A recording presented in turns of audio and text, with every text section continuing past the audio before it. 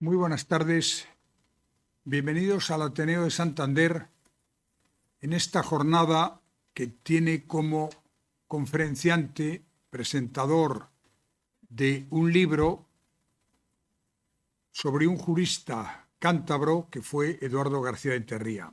Y el ponente es Luis Martín Rebollo. Luis Martín Rebollo es catedrático de Derecho Administrativo de las universidades de Extremadura y Cantabria, es un jurista de reconocido prestigio y ha sido y es catedrático de Derecho Administrativo aquí en Cantabria. Anteriormente ejerció como docente en Salamanca, en Zaragoza y en Extremadura.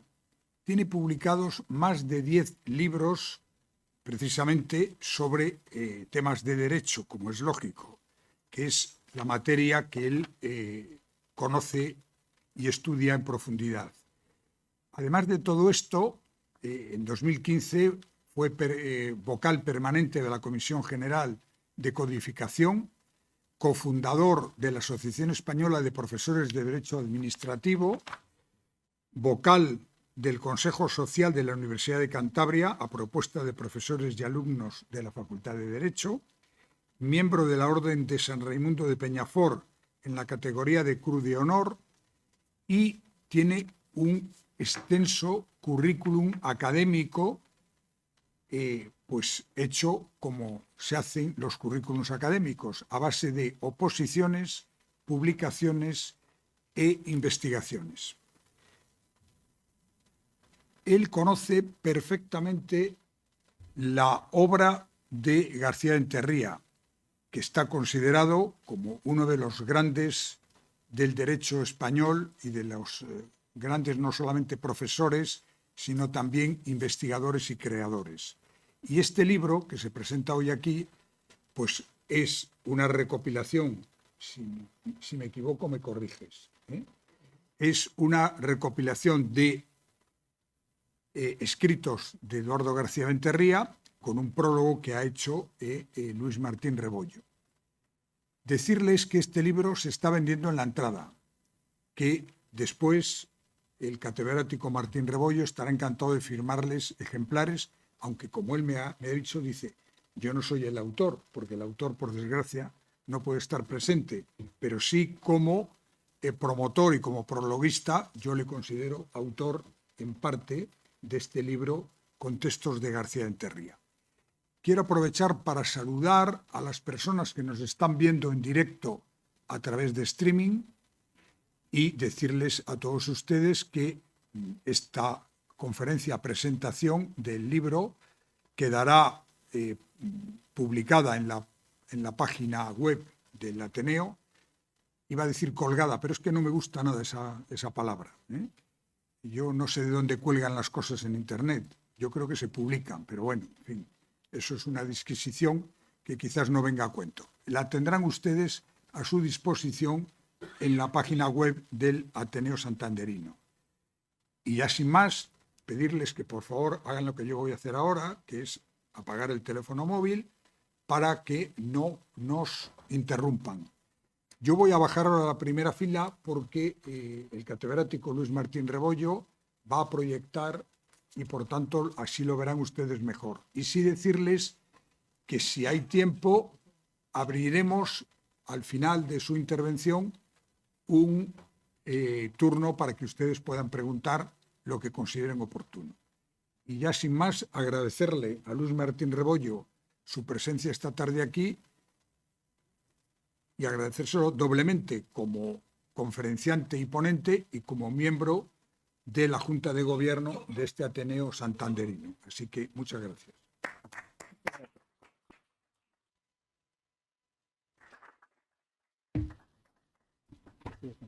Bien, muchas gracias. Buenas tardes. Se trata de presentar este libro esta tarde y lo voy a hacer casi todo el rato, pues para intentar ser un poco más ameno, con fotografías, comentarios y citas. El contexto global es este, es decir, el contexto de este libro es la editorial de la Universidad de Cantabria, el contenido del libro y luego, lo más importante, hablar sobre el autor, de este libro, La vida y la obra. Bien, el contexto editorial es la colección Cantabria Cuatro Estaciones, cuya responsable está aquí presente, Irma Gándara, que lleva ya 65 volúmenes publicados y que conviene darla a conocer porque ha recibido muchos premios y es un ejemplo de buen hacer editorial. La Universidad de Cantabria tiene una editorial con muchísimas publicaciones y entre ellas una colección que se llama Cantabria Cuatro Estaciones, cuyas pretensiones son estas, las que pone ahí, que las he sacado de su publicación: acercar al gran público obras de autores de Cantabria, normalmente casi siempre autores fallecidos de Cantabria, o porque se trataba de obras muy poco conocidas o que no tuvieron proyección en su momento, o que tengan que ver con, o que estén relacionados con Cantabria. Para facilitar, se dice, el conocimiento de la obra, pues los editores y presentadores de esta encargan a una persona que haga un estudio preliminar, y es lo que me hicieron a mí hace ya muchos meses, que preparara un libro de García de Enterría y sobre García de Enterría. Yo lo que he hecho ha sido un largo estudio preliminar de 70 páginas que explica un poco la vida, la obra y el contexto. Y he seleccionado unos cuantos textos que no sean excesivamente técnicos y que puedan llegar al gran público para destacar un poco la presencia o el contenido de esta persona. Esta es la página de la editorial de la editorial de la Universidad de Cantabria, con algunas de las últimas publicaciones, entre ellas la que ahora nos ocupa, que se edita tanto en papel como en digital, como en libro electrónico. ¿Cuál es el contenido de este libro? El contenido lo tienen ahí, ese estudio preliminar al que el presidente Castañeda se refería, y luego el título de Mis raíces, que es un título que hemos puesto entre su viuda y yo, porque hace referencia, digamos, a la esencia de las cosas que él creía. El contenido son 6 trabajos del profesor García de Enterría. El primero se titula El derecho a la palabra y el libro, y procede de un libro muy poco conocido de la Fundación Germán Sánchez Ruy Pérez, es decir, de la antigua librería Cervantes de la ciudad de Salamanca. La fundación está en un pueblo en Peñaranda de Salamanca, un pueblo, por cierto, que dio lugar a muchos juristas, entre ellos otro gran administrativista, Jesús González Pérez, que saldrá ahí en unas fotografías posteriores. Pues ahí la Fundación Germán Sánchez Ruy Pérez publicó hace muchos años un libro que se llama La cultura del libro, y encargó pues a Lázaro Carreter sobre literatura, a Eduardo Enterría sobre el derecho, a muchas otras gente. Y ese texto, que se llama El derecho, la palabra y el libro, pasa revista a los libros desde el siglo XII a la actualidad. El segundo texto es un texto muy pequeño que se publicó en varios sitios, primero con trabajo periodístico y luego se llama 418 palabras que cambiaron el mundo. ¿Qué palabras son esas? Pues son las palabras de la Revolución. Antes no había ciudadanos, sufragio, constitución, funcionario, burócrata, derechos fundamentales. Todas esas palabras cambian el mundo. Es un antes y un después. Cierto que había cosas del pasado, pero la cesura es completa. Es el paso que él destaca. Antes el derecho los hombres dependían de Dios, porque el derecho venía de Dios. Ahora el derecho lo hacen los hombres, y como lo hacen los hombres lo pueden cambiar. Y por tanto, de ahí viene lo de que se sustituye el viejo y buen derecho por el derecho más reciente, que es el derecho bueno. Eso, en un texto muy breve, pues da lugar a ese contenido. El tercer trabajo está publicado en la revista Estudios de Derecho Constitucional, pero es un trabajo dirigido a extranjeros. Es un trabajo y lo he elegido por eso, porque es un trabajo muy sencillo, muy explicativo sobre el sistema político español, los fundamentos constitucionales del Estado. Lo escribió para no españoles y por consiguiente para que alemanes, franceses e italianos en esa revista donde se publicó inicialmente conocieran el contexto de nuestro sistema político. El cuarto trabajo, la Constitución española como pacto social y como norma jurídica, es una mezcla, por así decir, de un trabajo anterior. En 1979, Eduardo García de Enterría publica un trabajo emblemático que se llama La Constitución como norma jurídica. Este trabajo probablemente es el texto que más influencia. Sí, es el texto que más influencia ha tenido en la historia del derecho público español. Y lo publica, curiosamente, un administrativista, un juspublicista. ¿Dónde lo publica? En el Anuario de Derecho Civil. ¿Y por qué lo publica en el Anuario de Derecho Civil? Porque hasta entonces se decía que la Constitución era un principio programático, buenos deseos, pautas, criterios. Frente a eso, Enterría defiende en ese trabajo importante que la Constitución es una norma jurídica. Y una norma jurídica con valor en sí mismo, que prima sobre las demás y que en algunas cosas tiene eficacia directa. Ese trabajo tuvo tanta influencia que inmediatamente se proyectó en jurisprudencia del Tribunal Supremo. Hay una famosa sentencia también del propio año 79 que hace referencia a eso. Y 25 años después, con motivo en la celebración de las bodas, diríamos, de plata de la Constitución, Enterría da una conferencia en el Instituto Nacional de Administración Pública que se llama La Constitución como Pacto Social. Y de esa conferencia sale este texto, que es una mezcla del texto del 79, que luego se ha publicado en muchísimos sitios, está en el curso de Derecho Administrativo, está en muchos otros lugares, o resumido o entero, y la conferencia esta diciendo la Constitución es también un pacto social. Por tanto, ni todo es derecho, ni todo es proceso. De modo que ese es un texto también muy bonito de hace ya unos cuantos años. El penúltimo texto tiene que ver con Cantabria, en cierto modo. En su origen es una conferencia en la Escuela de Ingenieros de Montes, de Madrid, con motivo de un centenario, que luego actualiza para referirse a su tierra, a Liébana, al caso de Cantabria. Es un estudio histórico, muy bonito, histórico sobre el papel de los bienes comunales, de las propiedades colectivas, cómo nacen en la Edad Media, cómo evolucionan, y al final hay un anexo sobre el caso de Cantabria, porque este trabajo que se había publicado, como digo, en Madrid, lo publica la librería Estudio en 1986 con un anexo sobre el caso de Cantabria. Es decir, el pasado, la historia no debe quedar ahí, sino que hay una proyección hacia el futuro y por consiguiente los montes, los bosques pueden tener una eventual producción económica. Y finalmente el libro sobre Liébana, que está repetido íntegramente, que publicó la librería Estudio también, con muchísimas fotografías, pues aquí se reproduce entero, más unos cuantos artículos de carácter digamos,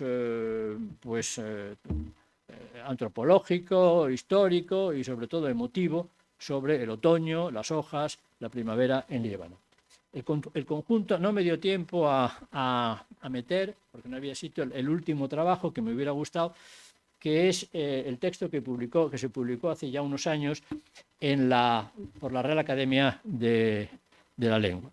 La Academia de la Lengua, con motivo de sus 300 centenarios, publicó un libro que se llama algo así como de la A a la Z o algo así, en el que todos los académicos escriben sobre su letra.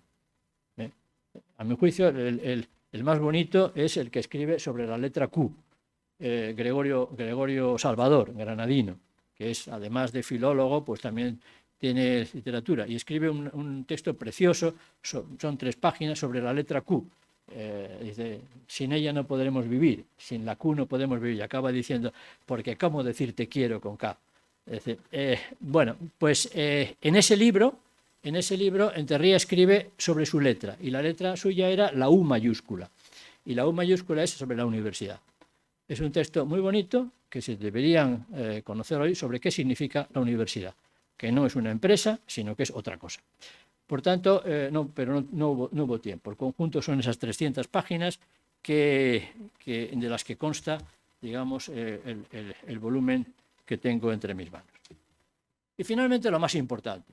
Lo más importante es el autor. El autor que murió el año pasado, murió hace 9 años, con 90 años. El año que viene hubiera cumplido los 100 años. Y esto es lo que me interesa destacar. ¿Quién fue en realidad Eduardo García de Enterría? ¿Por qué es importante Eduardo García de Enterría? porque ganó muchos premios, porque fue un gran abogado, porque tuvo muchas condecoraciones. No, ahora diremos por qué. Primero, su vida. Terría nace en 1923 en Ramales de la Victoria, aunque él nunca lo decía, él siempre decía que era lebaniego, porque nace allí de casualidad, porque su padre estaba destinado en Ramales como notario, hay muchos notarios en su familia, y él siguió los destinos de su padre en Ramales, en Llanes, en Oviedo, en Barcelona. Por eso estudió primero de Derecho en Barcelona. Estudia bachillerato en Llanes y en Oviedo, y finalmente universidad en Barcelona los primeros años, y luego termina en la Universidad Central de Barcelona, perdón, de Madrid, con premio extraordinario de licenciatura y de doctorado.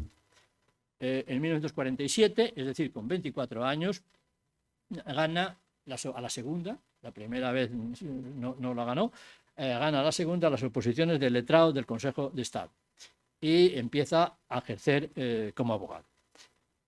En 1950, con otro grupo que no puedo contar quiénes son y cómo, se funda y es fundador de la revista que se convierte en el referente del derecho administrativo en España y fuera de España, y que es desde luego la revista más importante de la especialidad, la RAP, la Revista de Administración Pública, equivalente a la trimestral de Derecho Público en Italia, a la de Droit Public francesa, a la alemana de administración, es decir, la gran revista en la que se ha hecho el derecho administrativo en España desde 1950. Y por eso a la generación, como ahora veremos, de Enterría y la gente de su generación, 2 años arriba o 2 años abajo, se la conoce como la generación de la RAP.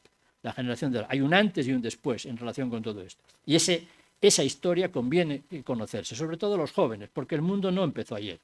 Empezó justamente como en la Revolución Francesa, en España, en torno a los años 50. Ahora veremos algunas cosas. En 1957, es decir, unos años después de la creación de la revista, gana la cátedra de Derecho Administrativo de Valladolid, se instala en Valladolid, es decir, se va a vivir a Valladolid, en la calle Muro 2, se fue a vivir, allí vivió sus 4 años, ahora que es el pendolismo de ir para acá y no vivir en el sitio, pues él vivió allí, y gana la oposición también. Se habían convocado 2 plazas, La Laguna y Valladolid, y gana la oposición ese de Peñarán de Bracamonte que citaba antes, Jesús González Pérez, que es el gran autor también, citado, muy conocido en Latinoamérica, porque es el padre de la ley de lo contencioso administrativo. La ley de lo contencioso administrativo del 56 la hace físicamente Jesús González Pérez con un compañero de Barcelona, Manuel Balbé, que muere en un accidente de natación en el Golfo de Rosas, pero la hacen ellos dos. Y la hacen, pues en fin, no puedo contarlo, y además no todo el mundo es jurista aquí, cómo surgió, pues como tantas cosas, de pura casualidad. Bien, esta fotografía es una fotografía emblemática. ¿Por qué? Porque es la cena de celebración de la oposición de González Pérez y Enterría. González Pérez es este señor de la derecha, el primero de todos, este de aquí, y Enterría es este señor de aquí de la otra esquina. En medio, aquí no los identificarán, hay 3 ministros de 3 épocas distintas de la historia de España, 2 rectores de universidad y el fundador del derecho laboral, también aquí, que empezó siendo administrativista, este señor que tenemos aquí, que es Eugenio Pérez Botija, y el que está aquí al lado es un ministro, este es otro ministro y este es otro ministro. Este señor, ministro en la etapa última de la monarquía de Alfonso XIII, después de la dictadura de Primo de Rivera. Fue ministro de Educación, don José Gascón y Marín. Aquí tenemos a Laureano López Rodó, el superministro del franquismo, del Polo de Plan de Desarrollo, luego ministro de Asuntos Exteriores, y finalmente tenemos aquí a Clavero Arévalo, el ministro de las Regiones, y el ministro de Cultura en el gobierno de Suárez. Al lado tenemos 2 rectores, el propio Clavero, rector de Sevilla, es el que hace la fábrica de tabacos, la convierte en universidad, ¿verdad? Y no le dio tiempo a convertir en universidad, que era lo que quería, lo que hoy es la sede de la presidencia de Andalucía. Y luego aquí tenemos a Segismundo Rollo Villanova, que fue rector de la Complutense hijo de Antonio Royo Villanueva, famoso catedrático de Valladolid, que fue diputado en la Segunda República, contrario y adalid contrario al Estatuto de Autonomía de Cataluña, y que dio una conferencia aquí en el Ateneo en los años 30, de lo cual queda constancia en el librito que hicimos hace unos años con motivo del centenario de la Torre. Bien, esta foto es emblemática porque, como digo, aquí hay un pasado y un pasado, el de Gascón, un futuro, todos estos, y diferentes maneras de enfocar ese futuro. Aquí es donde nacen las dos grandes escuelas, digamos, para entendernos, la escuela que patrocinaba o protagonizaba Laureano López Rodó, y la escuela que finalmente, la escuela liberal, que finalmente va a patronizar Eduardo García del Terrio. Dos maneras de enfocar el derecho, pero también dos maneras que tienen que ver con la producción, porque Laureano López Rodó está detrás de la Ley de Procedimiento Administrativo, que sustancialmente es la misma de la actualidad con otro nombre, y Enterría está detrás de Jesús González Pérez y la Ley de lo Contencioso, que sustancialmente también es la del 98, adaptada a la Constitución, obviamente, y de caso. En el año 62, del 57 al 62, tiene sus primeros discípulos, se traslada mediante oposición en el 62 a Madrid y 8 años después ingresa como académico en la Academia de Jurisprudencia y Legislación con un discurso sobre la legislación delegada que va a tener una traducción prácticamente exacta en los artículos 82 a 85 de la Constitución. Es un texto que va a tener influencia sobre la legislación delegada, que es ese libro que tienen ahí publicado. En el 73 es cofundador de la editorial Civitas. Unos años después se publica también la revista española de Derecho Administrativo, la REDA, que publicaba Civitas, esa que tienen ahí. Y en el 77, finalmente, después de una colección de apuntes y demás, se publica la primera edición del curso de Derecho Administrativo con la coautoría del más joven de sus discípulos, Tomás Ramón Fernández, en la editorial Revista de Occidente. Tiempo después se publica el tomo 2 ya en la editorial Civitas, sin más. Y ese mismo año, el profesor García de Enterría es investido doctor honoris causa por la Universidad de París I, Panteón-Sorbonne. Se sorprenderían quiénes le patrocinaron, porque le patrocinaron profesores de todo el arco, digamos, ideológico. Es decir, también profesores comunistas, también profesores gaullistas de la derecha, patrocinaron el doctorado honoris causa de la Universidad de la Sorbona, que en el año 77. Tiene muchísima importancia, porque no había hasta ese momento ningún español, y menos ningún jurista español, que hubiera recibido ese galardón.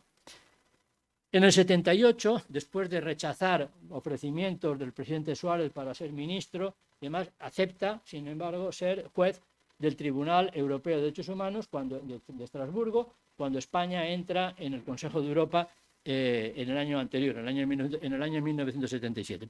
Está 7 años en Estrasburgo, cuando no había todavía vuelos directos de Madrid a Estrasburgo. En el 81 preside la famosa Comisión de Expertos sobre las Autonomías, cuyo informe, cuyo texto lo tienen ahí, inspiró el desarrollo del modelo de descentralización territorial previsto en la Constitución. Sobre esto no me quiero detener, pero tiene que ver un poco con cómo se montaron las primeras comunidades autónomas y alguna otra historia que no viene al caso ahora mismo. En el 82, y esto sí que debe conocerse, es, entre otros, entre Manuel Díez de Velasco, por ejemplo, promotor de la creación de la Facultad de Derecho de la Universidad de Cantabria, con el nombre de la Universidad de Santander, creada en agosto de 1982, en un momento en el que realmente lo que el gobierno quería probablemente era una facultad de veterinaria y no una facultad de Derecho. Al final fue una facultad de Derecho que este año justamente celebra los 40 años de su existencia, cuando se puso en marcha en el otoño de 1982. En el 84 pues digamos, condecorado con el Premio Príncipe de Asturias de Ciencias Sociales. Un premio cuyo montante económico que hoy eran entonces 2,5 millones de las antiguas pesetas, a precios de hoy serían unos 34 o 35 mil euros, donó íntegramente a la Facultad de Derecho, que no tenía libros. Y él decía, una facultad sin libros no es una facultad. Y por tanto, ahí está. Hicimos esta placa, recordatorio, como recuerdo permanente y muestra de agradecimiento que donó a este seminario de Derecho Administrativo la dotación económica del Premio Príncipe de Asturias. Con ello compramos libros, sobre todo extranjeros, y tienen un tejuelo que lo identifica. Años después, medalla de la Universidad Libre de Bruselas, se jubila a los 65 años tras la Ley 3084, que redujo la edad de jubilación de los 70 a los 65, aunque luego se volvió a poner, pero él ya no volvió, o no podía volver, se jubiló en el 88. En el 88 formó parte también de un comité para la Unión Económica Europea y de una comisión encargada de elaborar una constitución para Europa, constitución que finalmente no prosperó, prosperaría años después, pero él participó en esa comisión. En el 92 fue nombrado doctor honoris causa por la Universidad de Bolonia. En fin, la Universidad de Bolonia es la más antigua de las universidades europeas.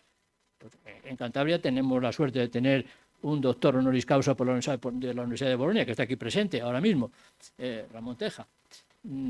Españoles de Derecho, el Rey, Enterría, Lorenzo Martín Retortillo, y me parece que para de contar.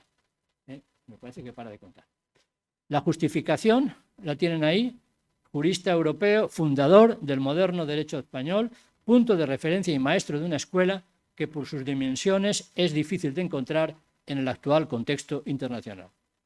Ese es el momento en el que en el aula Santa Lucía de la Universidad de Bolonia, el entonces rector Robert Simónaco, que vive todavía, le entregaba el título de doctor honoris causa por esa universidad.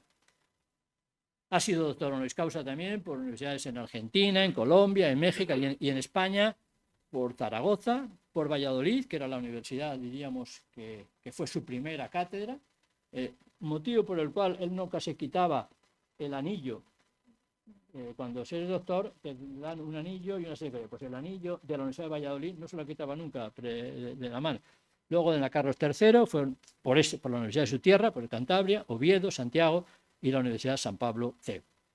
Aquí tiene la foto del día en que se celebró el doctorado honoris causa aquí en la Universidad de Cantabria, y el libro que recoge todos los discursos, entre ellos el suyo, naturalmente.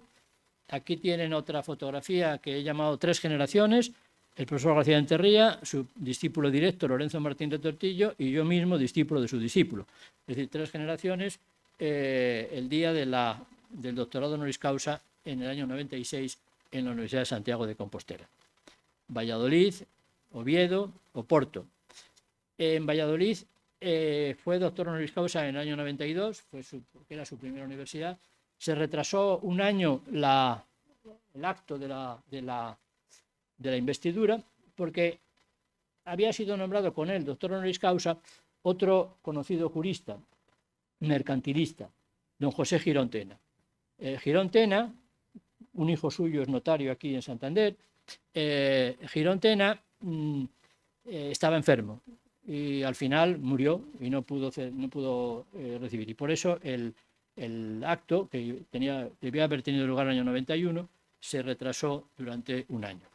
Ahí tienen el 96 en Oviedo y uno de los últimos en el 2009, murió en el 13, en la Facultad de Derecho de Oporto, que por cierto es igual de vieja la Universidad de Oporto, igual de antigua que la Universidad de Cantabria. Es decir, en Oporto, en Portugal, no hay más que 4 facultades de Derecho públicas.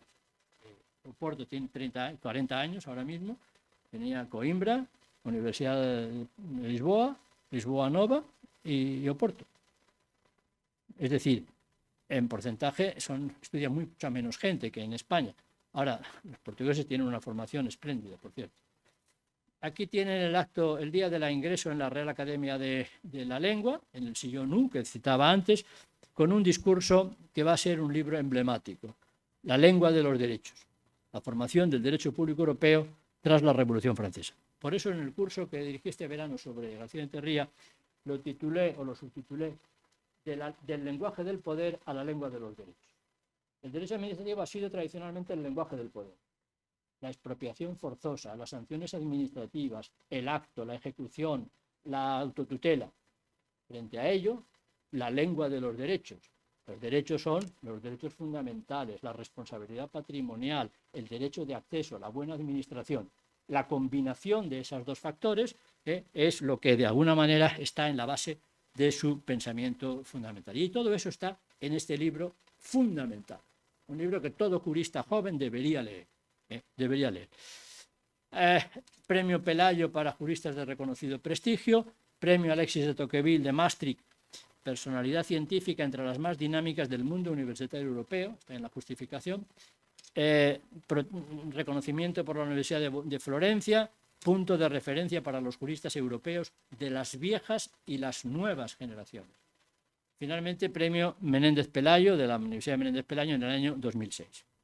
Fallece en 2013 en Madrid, y aquí tienen su esquela y una corona que le pusimos sus discípulos, y por eso pone la Escuela García de Enterría en su recordatorio. Está enterrado en Potes, esa es su tumba, enfrente, casi enfrente, está su casa, y una sencilla lápida, que es la primera, esta primera que tienen aquí, es esta lápida que ahí aparece. En definitiva, Enterría, como renovador del moderno derecho administrativo, autor de una gran obra, maestro de varias generaciones, partícipe de las grandes tareas colectivas, intelectual comprometido, amante de la literatura y montañero ejerciente. Y aquí viene lo importante. Ahora hay que preguntarse, ¿por qué es importante García de Enterría? Es importante ciertamente por los premios, por haber sido un abogado exitoso, por la relevancia social que pudo tener, pero hay otras razones mucho más destacadas. A mi juicio, 3. La primera y más importante, porque creó un lenguaje y construyó un sistema que supo proyectar a través de 2 vías, su obra académica y la formación de discípulos que conforman hoy la escuela más importante de los administrativistas españoles, con diferencia. Creó un lenguaje. En fin, por razones de edad, nadie era adulto antes de 1956-57.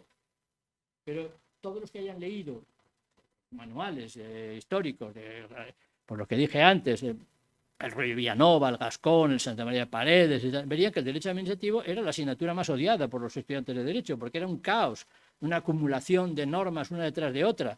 Él lo que hace es un sistema para que desde distintas profesiones se pueda entender, y cuando hablamos de concesión estaremos de acuerdo o en desacuerdo, pero hablamos de lo mismo. Es como el lenguaje informático, es que para que el Mac se entienda con el PC, si tienen lenguajes distintos no se entienden. Pues aquí sucedía lo mismo, la creación de un lenguaje sistemático. ¿Traído de dónde? Traído fundamentalmente de Francia.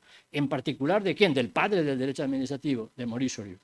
De modo que esa es la gran aportación de Enterría, crear un lenguaje y construir un sistema.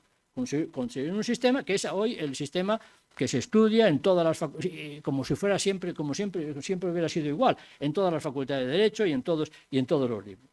En segundo lugar, porque colaboró en las grandes tareas colectivas, la modernización del derecho público, la elaboración de la Constitución, en la cual hay artículos que tienen, porque podría decir que es la enmienda García de Enterría, aunque él no fue diputado, a través de muchas vías, en la construcción del Estado de las Autonomías y en la elaboración de importantes leyes estructurales y en la integración europea, que en la última fase de su vida fue su obsesión, Europa. Finalmente, porque fue un intelectual comprometido con su tiempo, convencido de la importancia de conocer la historia para entender el presente. Esa historia está presente en muchísimos trabajos suyos, en casi todos sus trabajos, desde la expropiación, pasando por el dominio público, terminando por muchas cosas. Fue también amante de la literatura como forma de expresión de sentimientos, y digo también aquí yo, y cercano a su tierra, a sus montañas, donde hallaba una respuesta a muchas inquietudes de los seres humanos, que luego el derecho trata de encauzar y darles una respuesta útil. García-Enterría, pues, como eslabón de una larga cadena de administrativistas españoles, que tienen unos cuantos que he seleccionado entre los más destacados, entre los más importantes, desde Colmeiro, que fue fiscal general del Estado, que fue muchas cosas, Santa María de Paredes, el supuesto padre de la ley de lo contencioso del 88, digo supuesto porque en todos los libros se estudia que fue el padre de la ley de lo contencioso, y es mentira, es que esa fue mi tesis doctoral, precisamente, es mentira, al final renegó de esa ley porque es la famosa ley que dice hagamos algo para convertir a la jurisdicción en inofensiva, eso es textual. ¿Inofensiva para quién? Pues para el poder, ¿para quién va a ser? De modo que, donde, por cierto, el conde de Torreanaz, que era de aquí, de Anaz, participó mucho en esa elaboración.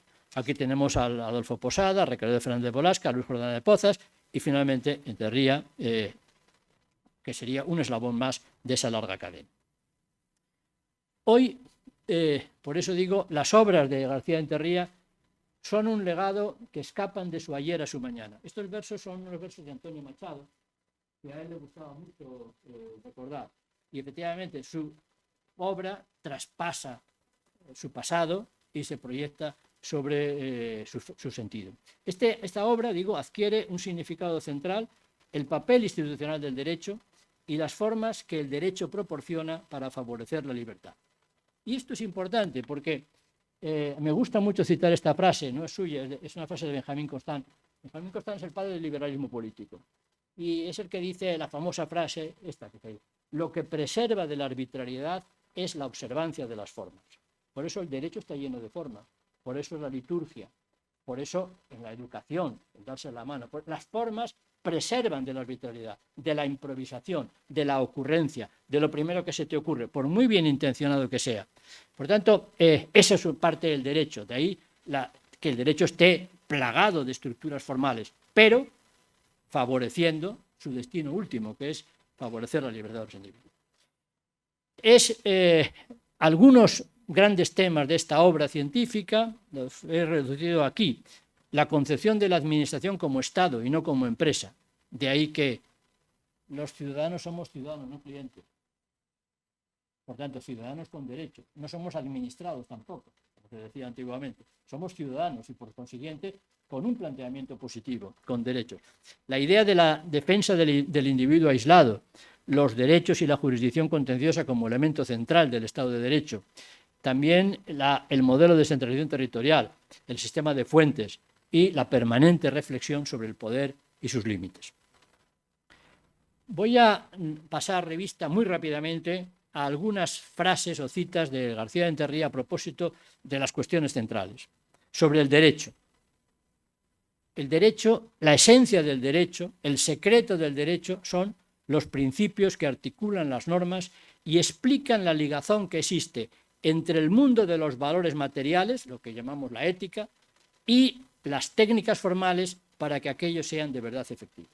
Por tanto, no hay una contraposición. La esencia son los principios, lo que importa es deducir esos principios. Hay que renunciar, decía textualmente, a creer que los preceptos escritos pueden encerrar la totalidad de la casuística de la vida social. De ahí la importancia de los principios, que hoy son básicamente principios constitucionales, a los que, por cierto, remite la Constitución en el 103. Bien, y entonces aparece una figura. La operación de identificar y aplicar esos principios corresponde sobre todo a los jueces y tribunales.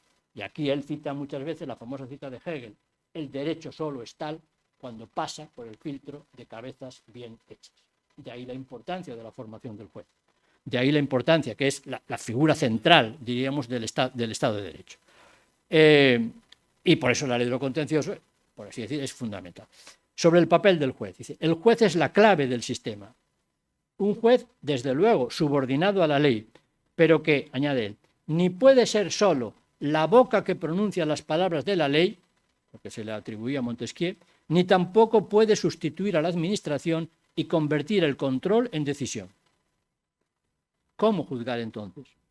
La respuesta está en el método de razonamiento, al que deben traerse, él dice, elementos materiales proporcionales por todo el derecho, por los textos, el lenguaje, los principios, los objetivos, los intereses subyacentes, el llamado test de razonabilidad, es decir, rechazar el absurdo, para evitar caer tanto en el activismo judicial como en la simple subsunción formal. Esa es la tarea esencial, una tarea fundamental, pero una tarea muy difícil y también muy delicada. La historia. La conexión entre una sociedad y su derecho, solo la historia la revela. Por eso siempre hay que apelar a la historia para enfrentarse al hoy y buscar en la historia la explicación de algunas realidades del presente. Y eso lo llevó a la práctica en multitud de artículos. El poder. La tarea del jurista consiste en reconducir los grandes temas, los temas que estremecen el corazón del hombre, como es este sin duda del poder, a su concreta, diaria y artesana aplicación, donde se hace patente su funcionalismo verdadero. Así, todo el tema del Estado de Derecho se convierte para los administrativistas en un conjunto de técnicas concretas y particulares. Esta conversión textual de la metafísica en técnica es nuestro papel en el gran concierto de las ciencias sociales. Y una conclusión fundamental, que habría que ponerla en grandes letras, en letras de molde. No cabe contraponer principio democrático con principio de legalidad. La primera aplicación del principio democrático es ser gobernados por las leyes, obra de la voluntad general, y no por los hombres. Es el preámbulo de la Constitución quien lo dice, y añade, y subrayo yo, ninguna autoridad puede invocar su origen democrático para infringir la ley. Esta es la esencia misma del Estado de Derecho. Eso está escrito hace mucho tiempo y está escrito y repetido muchas veces. Sobre la justicia administrativa, 1962. Fíjense la fecha, 1962. No es exacto decir que una buena administración pueda sustituir una ausencia de política, o que el problema del Estado de Derecho pueda ser reconducido a un problema de justicia administrativa. Pero sí es exacto que sin una total resolución de ese gran tema de la justicia administrativa, el Estado de Derecho es literalmente nada. Y finalmente el libro, La lengua de los derechos. Antes me refería a él. En este libro están todos sus grandes temas, los que le han convertido en fundador, diríamos, del derecho administrativo, derecho público contemporáneo. Un libro que empieza hablando del poder, de la administración como organización política y no como empresa. Un libro impregnado, digo yo, del mejor pensamiento liberal. Hoy que se habla tanto del pensamiento. El pensamiento liberal es el de Gregorio Marañón, que es la actitud de personas dispuestas a entenderse con quienes piensan de otra manera y que no admiten nunca que el fin justifique los medios. Personas que creen en la libertad, sí, pero también en las instituciones que la organizan y que la protegen. Justamente por eso, la obra de Enterría se puede parangonar a la de Oriu, que antes mencioné, el padre del derecho administrativo contemporáneo, porque, francés, en la medida en que es un testimonio del papel institucional del derecho y un canto a la libertad. Hablar de Enterría, por tanto, es hablar de un currículum brillante, pero es hablar sobre todo de un intelectual que tuvo una visión profética de adelantar el futuro. Es hablar de un referente que sistematizó lo que venía de Europa y contribuyó a la construcción de la convivencia colectiva desde una generosidad sin límites, un optimismo contagioso, todos los pleitos se ganaban, luego los perdía, pero se ganaban, y una humanidad desbordante. García de Enterría ha sido el protagonista del moderno derecho público español, a partir de un pensamiento que me permito subrayar, que asume la necesidad de una administración fuerte, poderosa y servicial, y que pone luego el acento en la protección del individuo, lo que se plasma en técnicas concretas. De ahí surge un nuevo paradigma. El derecho ya no será solo el lenguaje del poder, como decía antes, sino que será también la lengua de los derechos, como reza ese libro al que me he referido. Y eso se va a plasmar en multitud de libros, que aunque solo sea por referencia gráfica, paso rapidísimamente revista. Aquí la primera y la última edición, la primera y la 20ª del curso de Derecho Administrativo. Diversas ediciones de un libro clásico de la Administración española desde el año 61 hasta la reedición reciente. Un texto emblemático, ese de la lucha contra las inmunidades del poder, que alguien denominó un manifiesto constitucional avant la lettre, porque es del año 62, ese texto. Luego se ha reproducido en muchos sitios. Es ese del que he sacado parte de las citas que he mencionado. Curiosamente, es una conferencia a estudiantes. Una conferencia a estudiantes del año 62, el origen de ese trabajo. Dos textos, como digo, llamados a sentar dudas. Los principios de la expropiación forzosa, tienen ahí, una propuesta a contracorriente sobre la protección del dominio público, dos estudios sobre la ocupación del derecho administrativo. Es el que dice algo así como, cuando las leyes prohíben todo, absolutamente todo, eso es iluso porque la realidad se cuela por las rendijas. Por tanto, decir que los bienes del dominio público no prescriben jamás, nunca jamás, dice, ¿alguien se atrevería a recuperar una red de caminos de la época de los Reyes Católicos? Y entonces, ¿qué propone? Propone unos plazos, 100 años. 100 años, por ejemplo, o 90 años. Plazos concretos, precisos. Igual que propone, digamos, que los bienes del dominio público se pueden inscribir porque nadie se va a llevar a su casa o va a inscribir la playa del Sardinero. Pero, como decía Uriu, medio metro cuadrado de la playa a lo mejor sí. Entonces, bueno, ese es el libro Dos estudios sobre la ocupación, que es su tesis doctoral. Dos ediciones del discurso de ingreso en la Academia de Jurisprudencia, que he mencionado, diversas ediciones de un pequeño gran clásico, curiosamente, nada más y nada menos que un libro sobre la Revolución Francesa traducido al francés. Esa es la última versión, con la foto de un burócrata de la época. El primero fue en Cuadernos Taurus, que lo tienen ahí, y los demás. El libro que antes mencioné, La Constitución como norma jurídica, y la síntesis, esta última de la que he sacado, ese texto es el que se reproduce como cuarto trabajo de los que aparecen en el libro. Y estas son la primera edición y la segunda del libro La lucha, la Constitución como norma jurídica. La justicia administrativa, un tema recurrente, su último libro, último, el de las transformaciones de la justicia administrativa, la versión que he mencionado del discurso de ingreso en la academia y la versión venal, es decir, la versión no venal y la versión de venta, es decir, la versión de la editorial, la Alianza Editorial, la Alianza Universidad, que tiene 3 ediciones.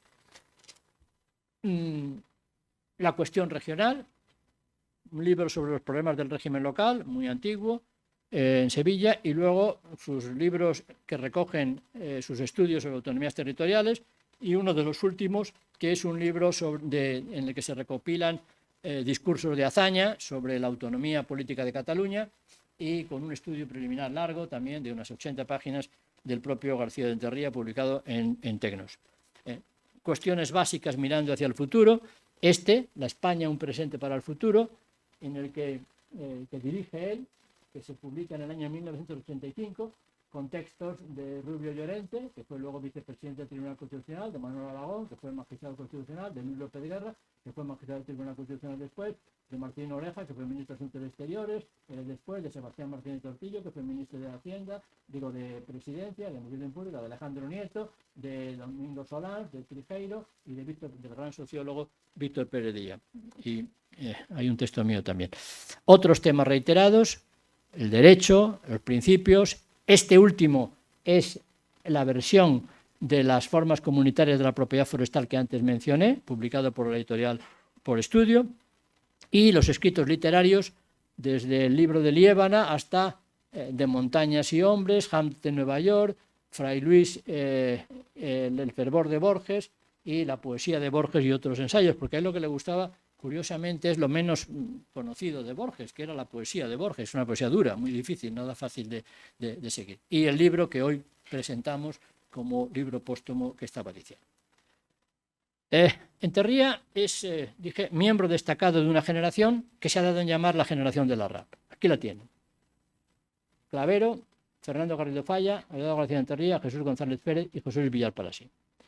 Si se fijan, fechas nacimiento: 26, 21, 23, 24, 22.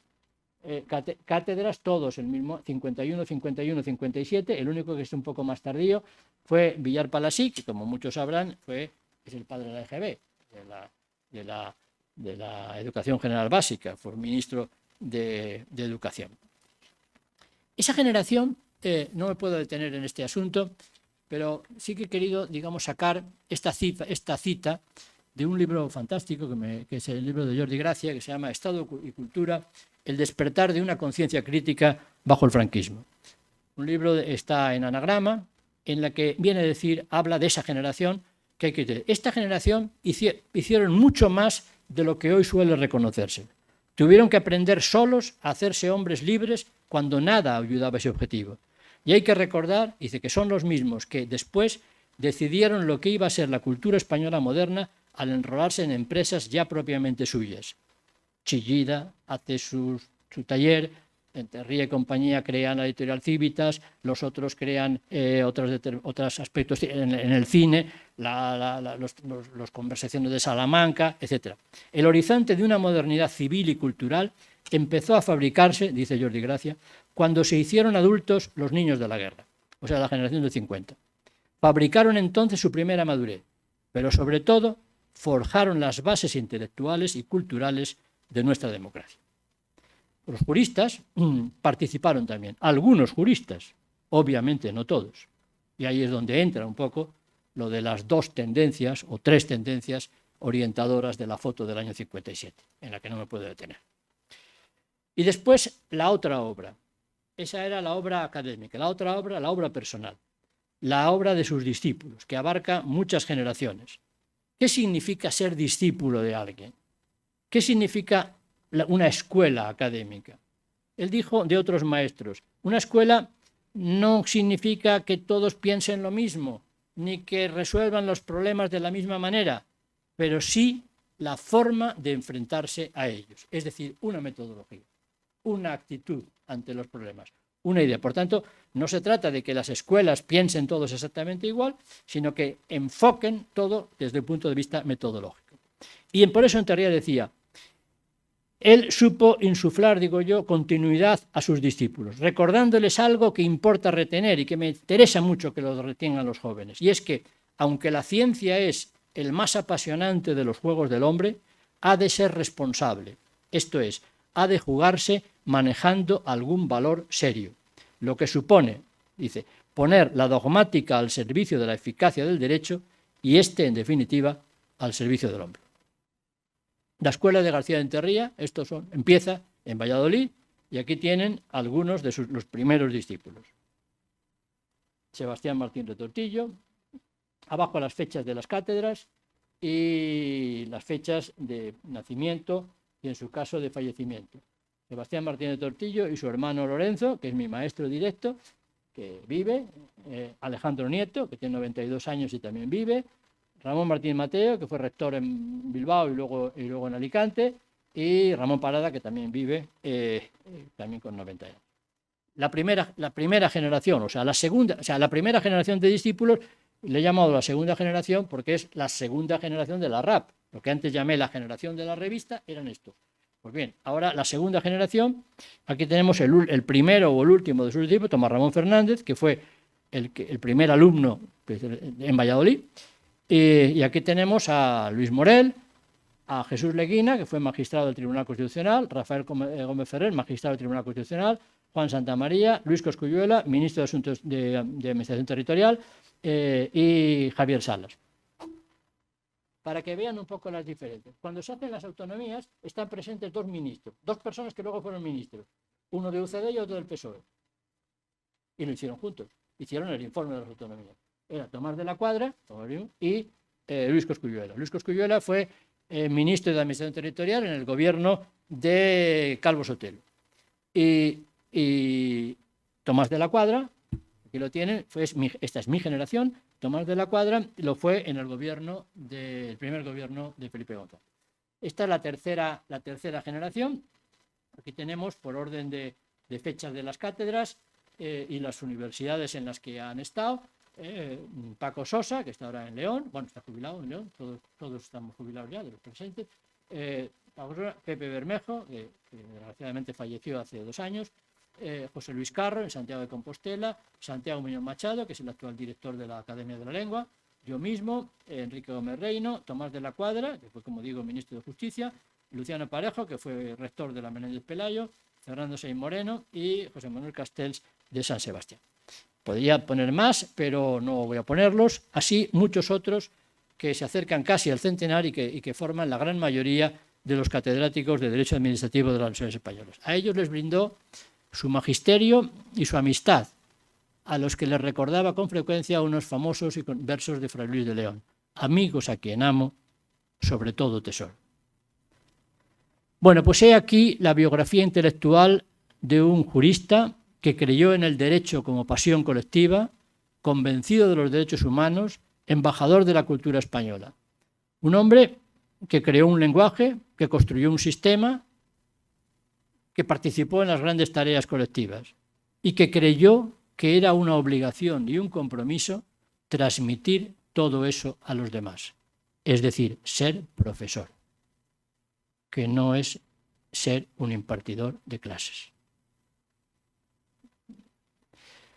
Bueno, no puedo meterme en ese jardín, pero sí citarles un bedel de la Universidad de Extremadura que un día distinguía entre profesores que son profesores y profesores que no son profesores. Lo decía el bedel de la Facultad de Derecho. Él no sabía a qué se refería, estaba hablando de los funcionarios y de los que venían allí de vez en cuando a dar clase, pero bajo esas sencillas palabras se encontraba, digamos, toda una carga de profundidad. Miscelánea final.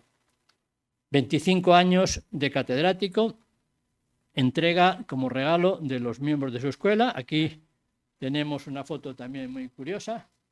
Jesús Leguina fue luego magistrado del Constitucional, Javier Salas, que fue el secretario general del Tribunal Constitucional, Tomás Ramón Fernández, que fue consejero de Estado y rector, Luis Cosculluelo, el ministro que decía antes, Lorenzo Martínez de Tortillo, que fue senador, Rafael Gómez Ferrer, que fue magistrado del primer Tribunal Constitucional, Sebastián Martínez de Tortillo, que fue ministro de Administración Territorial, Santiago Muñoz Machado, el de la Real Academia, Ramón Martín Mateo, el propio García de Enterría y yo mismo, que era el más jovencito de todos, en ese momento voy a entrar, en junio del 81, entregándole como regalo de los 25 años de cátedra un múltiple de Pablo Serrano.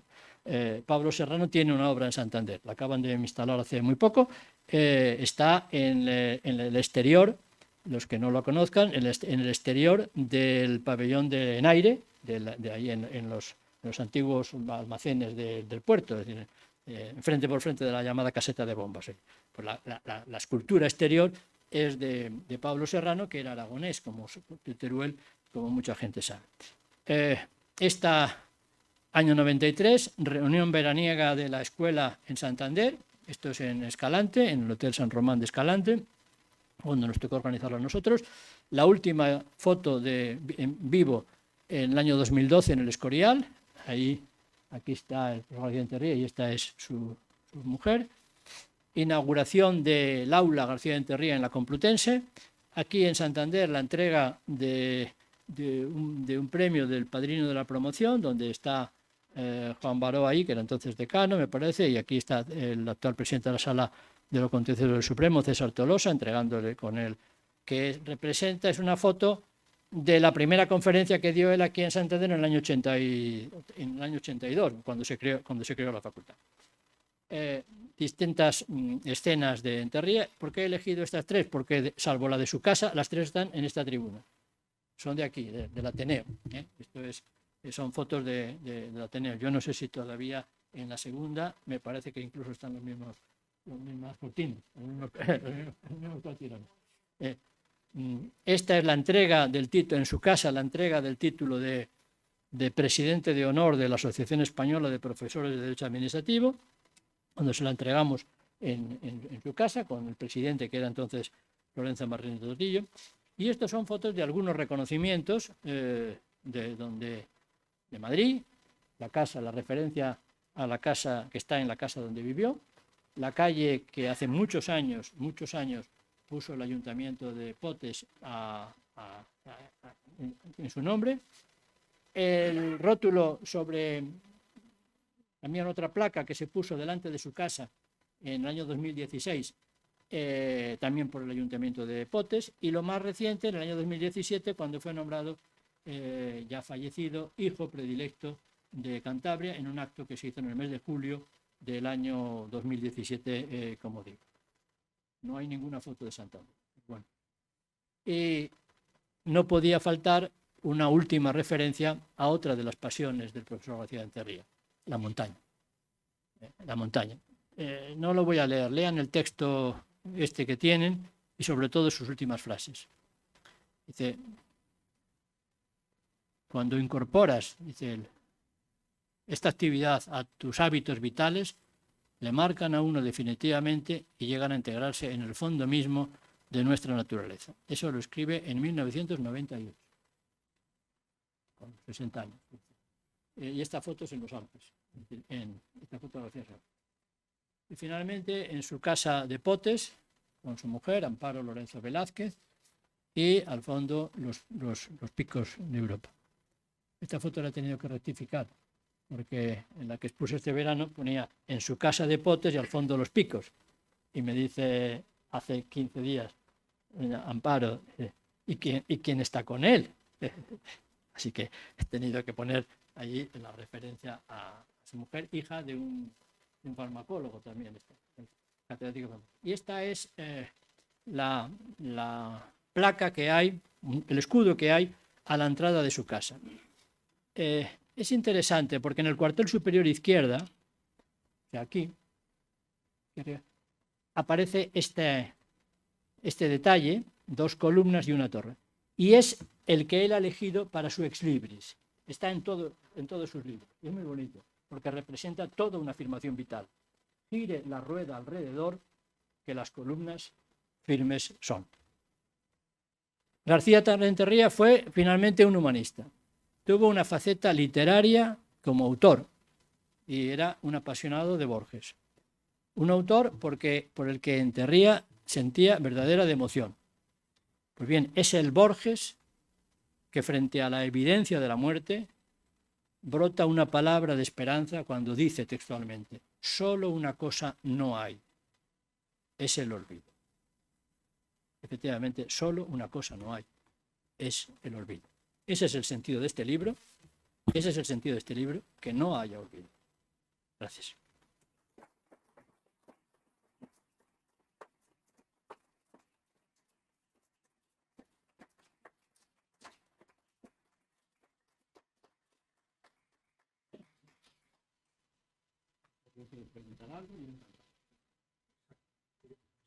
Muchísimas gracias. Muchísimas gracias al catedrático Luis Martín Rebollo. Y ahora, tal como se prometió al principio, es su momento. Quien quiera hacer alguna pregunta, por favor, que haga una indicación para pasarle el micrófono.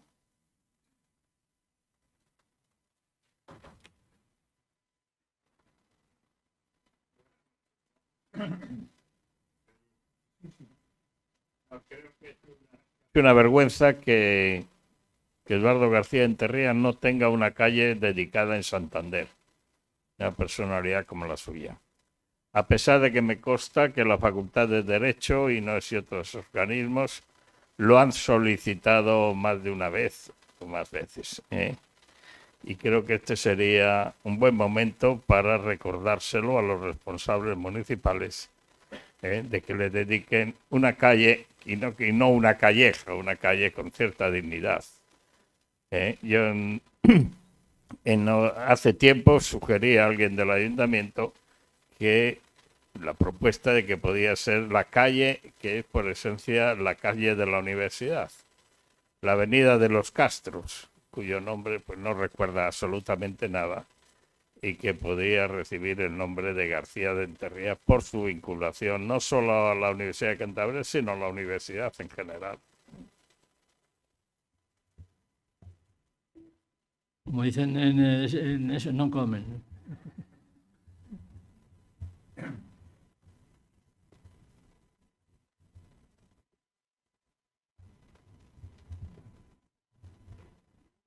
Buenas tardes. En primer lugar, enhorabuena. Y en segundo lugar, si nos podría hablar sobre la incidencia en la política de García Rentería y sobre si la hubo con claridad, filiación política, sentimiento político que pudo tener. ¿Su incidencia, perdón? Sí, su incidencia en la política nacional. Bueno, es un poco complicado, pero vamos a ver. Es decir, se deduce de lo que yo he venido diciendo. A ver, ese texto que he citado de Jordi Gracia, viene a decir, oiga, todo lo que pasó en el 78 en determinados ámbitos venía de muy atrás. Es decir, y eso explica una cosa. Por ejemplo, explica que no hubiera constitucionalistas en España porque no había constitución y por tanto los constitucionalistas se dedicaban a sociología, historia del pensamiento, pero no había constitucionalistas. ¿Quién hizo los debates y las cuestiones constitucionales? Nosotros, los administrativistas. Entonces, eso es lo básico. Eso tiene un aspecto positivo, también tiene un aspecto, digamos, que ha sido criticado. Un constitucionalista posterior dijo el derecho constitucional como derecho administrativo. Y Enterría le contestó el derecho constitucional como derecho. Punto. ¿Qué habla ahí debajo? Es decir, la idea de que el derecho constitucional es una norma, con independencia de que sea también más cosas. Bueno, y todo eso va, por así decir, cociéndose en esos años anteriores a la Constitución, a partir de debates que están muy en la universidad, pero en los que no quiero ser muy explícito, pero que era muy evidente. Es decir, quienes querían mantener el statu quo, por así decir, y quienes sin ser nada del otro mundo, lo que querían era un planteamiento igual que en Francia, igual que en Alemania, igual que en Italia. Y ahí es donde aparece los proyectos. Ese planteamiento va a tener una gran influencia en los últimos momentos del presidente Suárez, sobre todo en el de Calvo Sotelo. Calvo Sotelo Enterría cuenta una historia en sus memorias, que por cierto son unas memorias muy bonitas y muy irónicas, parece mentira, que en un sentido del humor enorme, donde cuenta una cosa que a su vez también lo cuenta Enterría. Te voy a contar. Que era, dice, le llamaban Calvo Sotelo, y dice en las memorias, llamaba a un administrativista porque quería cosas concretas. No quería principios ni pautas. Estamos hablando de las comunidades autónomas. Quería que me detallaran cosas.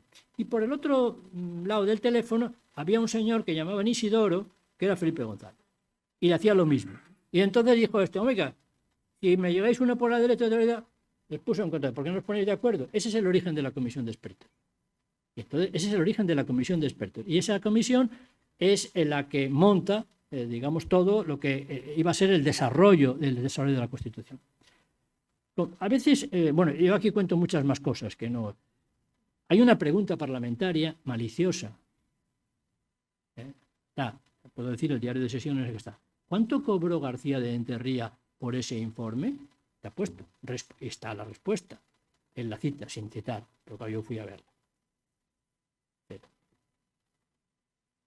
Cobró nada. Ese informe fue gratuito. No lo dijo nunca, igual que lo de la donación. Entonces, pues durante ese tiempo, ese montaje, claro que tuvo una influencia. No una influencia en la política por arriba, pero claro, ¿quién hace la ley orgánica del Tribunal Constitucional? No sé dónde se hizo físicamente. Se hizo en Andalucía, físicamente, en reuniones de este tipo. Él no participó en la Constitución, pero claro, Sebastián Martínez Tortillo era discípulo suyo y era ministro con Suárez.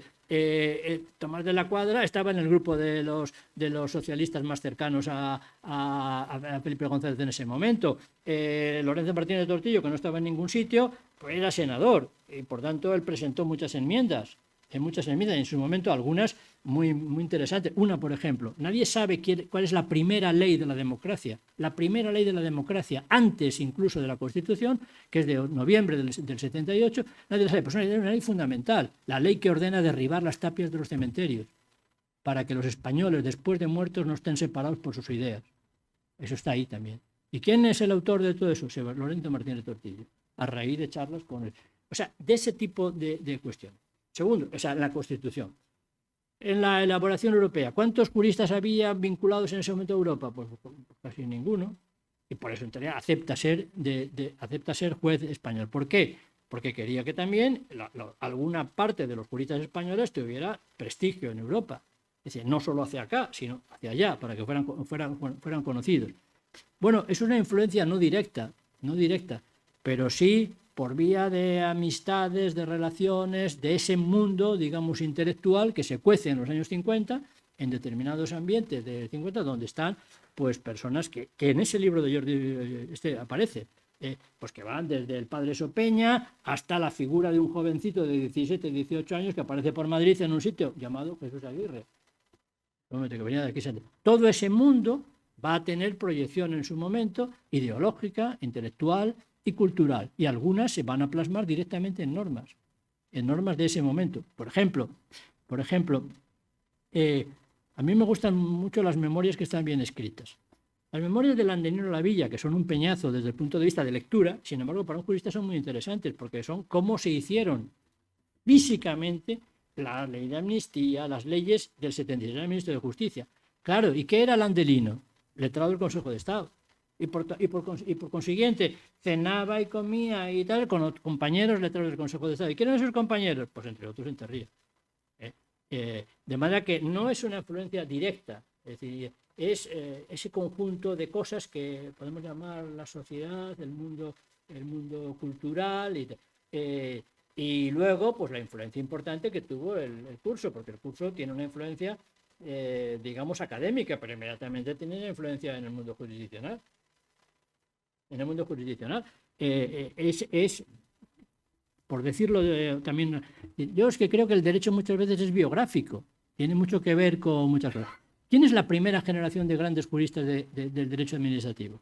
Pues es una idea de Jesús González Pérez. Jesús González Pérez se le ocurre diciendo, oiga, creemos dentro de una plaza de cada 3 en el Supremo, y en las tribunales superiores, en las audiencias territoriales, que sea entre juristas especialistas. Para ser especialista hay que hacer una oposición después de llevar 3 años de jurista. Con lo cual, dice, ¿y cuál es la zanahoria que te pongo? Pues la zanahoria que te pongo es decir, mira, vas a ir a una de las 16 ciudades españolas donde hay audiencia territorial, que salvo Cáceres y Burgos, todas tenían universidad. No era mala cosa, pensando en tener hijos, porque la universidad siempre ha sido barata, pero comer y desayunar no. En Oviedo o en Valladolid, y si no, que se lo preguntan a la gente de aquí, que no, ¿cuánta gente estudiaba Derecho cuando no había la Facultad de Derecho aquí? En ese momento, pues porque era barata la universidad sí, las tasas eran, pero no era nada barato estar en Oviedo, como tú mismo lo sabes por experiencia propia, o en Valladolid. Bueno, pues crea esa. Y entonces dice, segundo, y acceder al Supremo más deprisa. Y entonces aparece esa generación. Y entonces ahí aparece, pues fíjate, de los 5 presidentes del Tribunal Superior de Justicia que ha habido, digo, de los consejos de justicia que ha habido, 4 han sido de esa promoción. Y esos son los que inmediatamente van a conectar, ¿dónde? Con la RAP. Si uno coge los 5 primeros números de la RAP, verás que hay un artículo de Federico Sáenz de Robles, de Rafael Mendizábal, de Pablo García Manzano, que eran entonces jóvenes, pero ya estaban en la carrera. Al lado, 3 letrados del Consejo de Estado. Un poquito más allá, 4 catedráticos de administrativo. ¿Y qué había? Un diálogo que hoy no existe, pero que entonces existió. Y ese diálogo fue generando relaciones de amistad, pero algo más, relaciones intelectuales. Y esas relaciones intelectuales acabaron teniendo proyección también en la elaboración sobre todo de las primeras normas. No se explica sino que el desarrollo de la Constitución del 78, en el 85 estaba casi toda hecha. Quiero decir, las leyes de desarrollo de derechos fundamentales, salvo la objeción de la cláusula de conciencia y alguna otra, ley de reunión del 83, ley de asociaciones, ley de objeción de conciencia, todas son posteriores, en 5 años. ¿Y por qué hacen? Pues porque había todo el mundo preparado. Todo el mundo preparado. Luego ya surgen los constitucionalistas. Y ahí aparece otro mundo.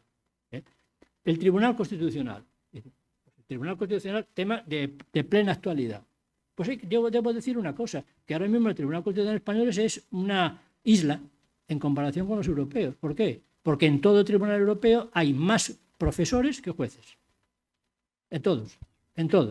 En Italia, ahora mismo, los últimos que los he visto, en Alemania, de 16 a 14, y en España tradicionalmente también, hasta ahora. Segundo, ¿y eso por qué? Por el modo de razonar. Y ahora cojamos los 12 primeros. Los 12 primeros jueces. ¿Cómo se hizo? Hay que contar. Hay un vídeo por ahí que patrocinaron los registradores de la propiedad hace poco, que cuenta un poco la historia del Tribunal Constitucional, y en ese vídeo aparece el ministro de Justicia de entonces, que negocia los nombres. Y ahí se utiliza una pauta muy curiosa, que es en vez de estos son los míos y estos son los tuyos, y yo no me meto con los tuyos ni tú metes con los míos, se hizo de otra manera. Mira, yo propongo 15, tú propones otros 15 y vamos descartando.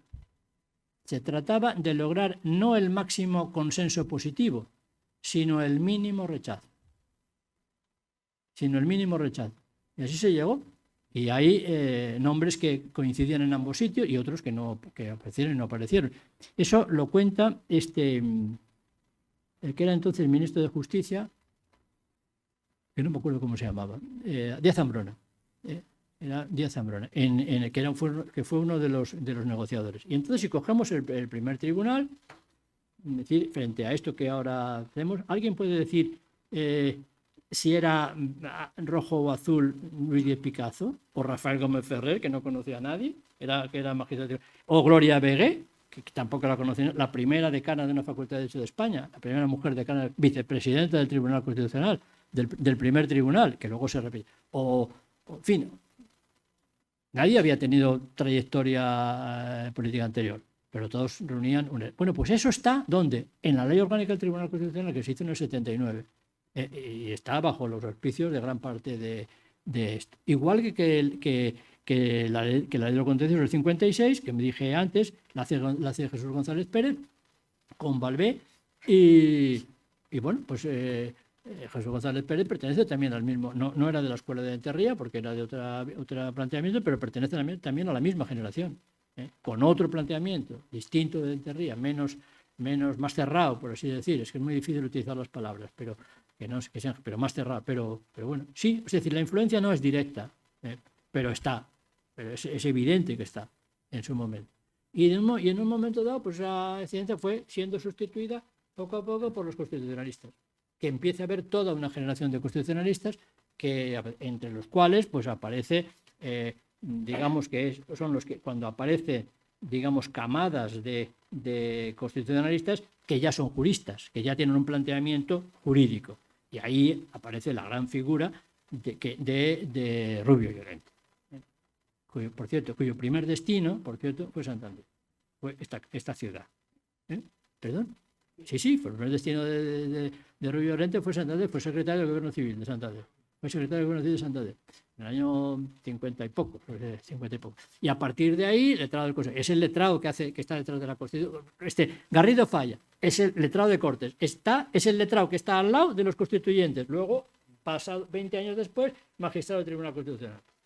Fue cuando lo fue. O sea, todo eso hay que conocerlo.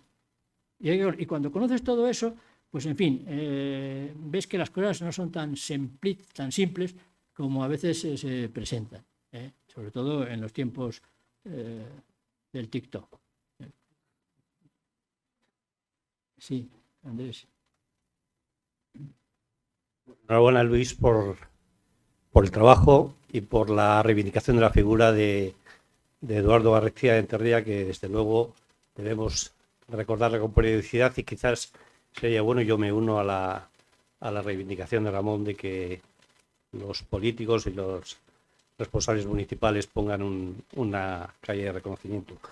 Has hablado de Eduardo y has hablado de su faceta principal, su faceta académica y su faceta de creador de esa escuela de Derecho Administrativo, pero también lo has dicho, era abogado. Y yo, de formación profesional, quería preguntarte por esa faceta. Yo le conocí, bueno, no le conocí prácticamente, pero sí he oído hablar de su despacho en Madrid, de su labor, de que llevaba procedimientos judiciales. Yo recuerdo que aquí me han comentado, cuando en la sala estaba Manolo Campos y César Tolosa, que venía a las vistas que por aquel entonces se celebraban en el Tribunal Superior de Justicia, donde todos íbamos con cierto temor, y el temor se trasladaba a los magistrados cuando venía Eduardo García de Enterría por la figura. Entonces, bueno, quería que me destacases algo de él.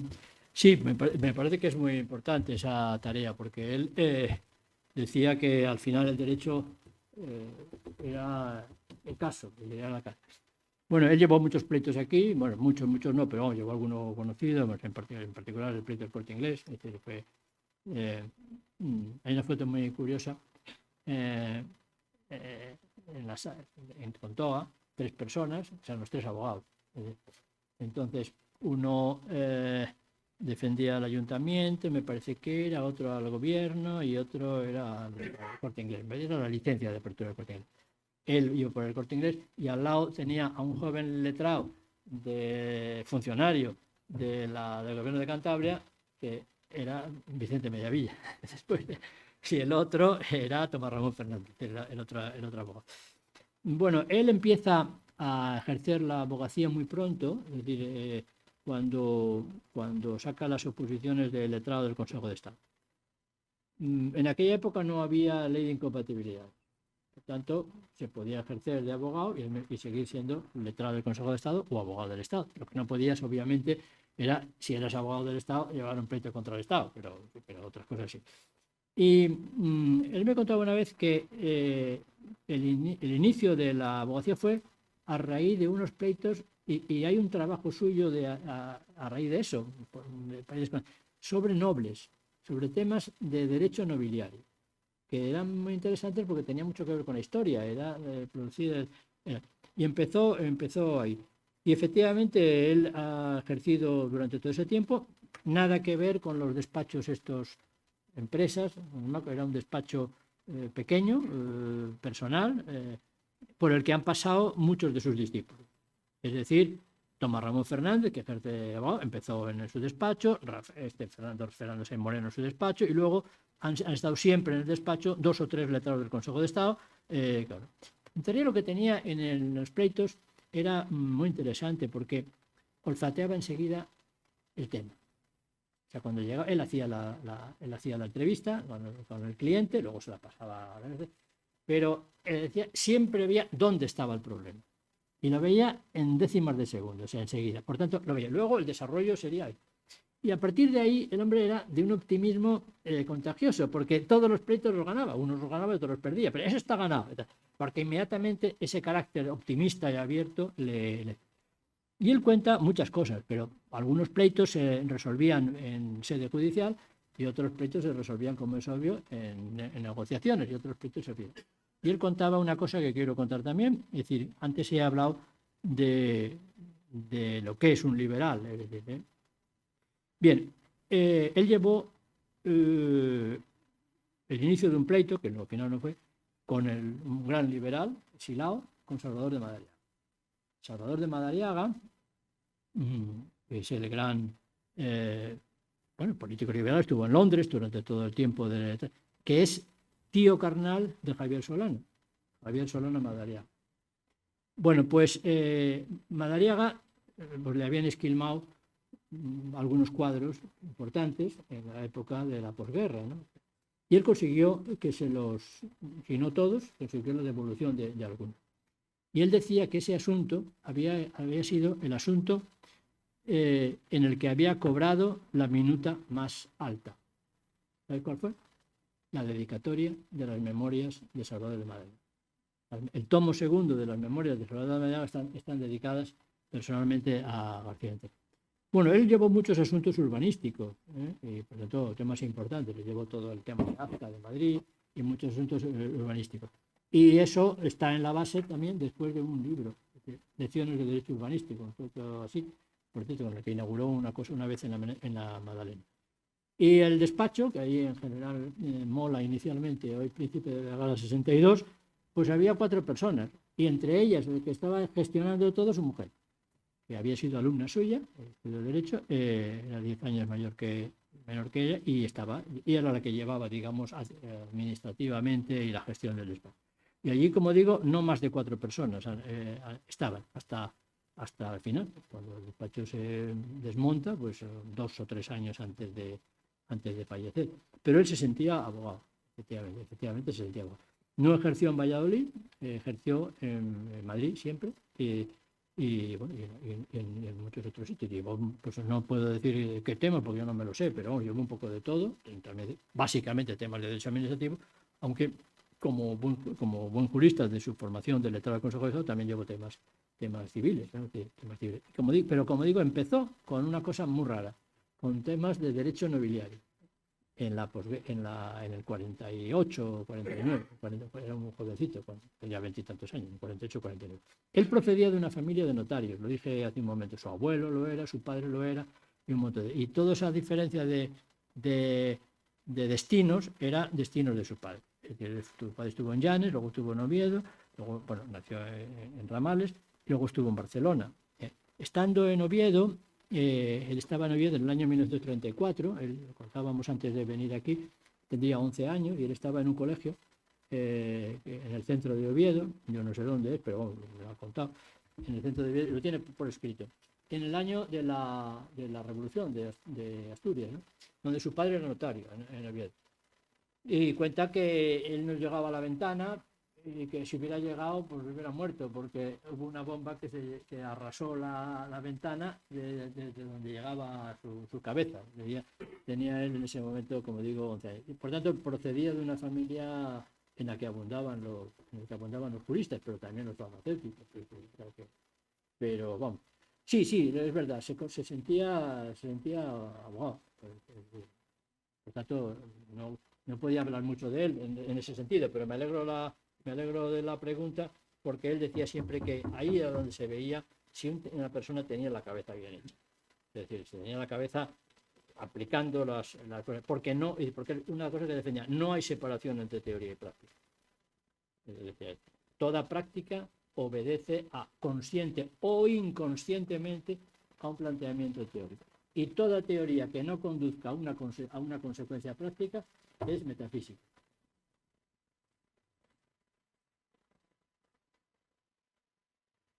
Pues si no hay más preguntas, agradecer profundamente al catedrático Luis Martín Rebollo esta conferencia, este libro en el cual ha hecho él un estudio en profundidad que, lógicamente, permite y acredita que pueda firmar ahora libros a quienes lo quieran, y despedirle con un fuerte aplauso por esta magnífica intervención.